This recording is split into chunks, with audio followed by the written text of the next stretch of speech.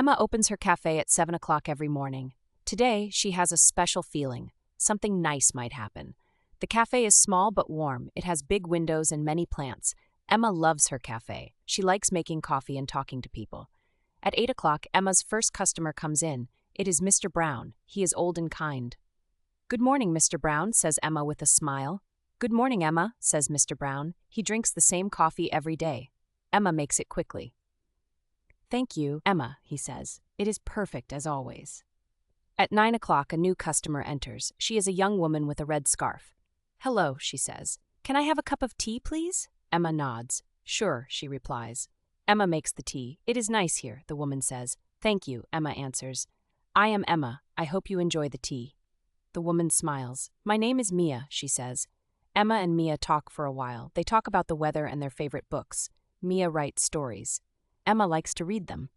"I write about people and their lives," Mia explains. Emma is curious. "Can I read your stories?" she asks. "Of course," Mia replies. "I will bring a book next time." By noon, the cafe is busy. Many people come for lunch. Emma makes sandwiches and soup. She moves quickly but carefully. Her friend Mike comes to help.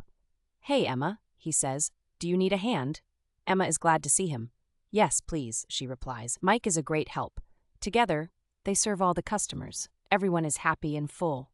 "Your cafe is the best," says one customer. Emma feels proud. At 3 o'clock, the cafe is quiet again. Emma sits down to rest. She drinks a cup of coffee. Mike sits with her. "Today is a good day," he says. Emma nods. "Yes, it is." They talk about their day. Emma feels lucky to have friends like Mike and Mia. Before closing, Mia returns. She brings a book for Emma. "Here is my story," Mia says. Emma is excited. "Thank you, Mia." She says, "I will read it tonight." At 6 o'clock, Emma closes the cafe. She is tired but happy. She thinks about the day. She thinks about the people she met and the stories she heard. Emma walks home with a smile. She feels warm inside. She knows tomorrow will be another good day at her cafe.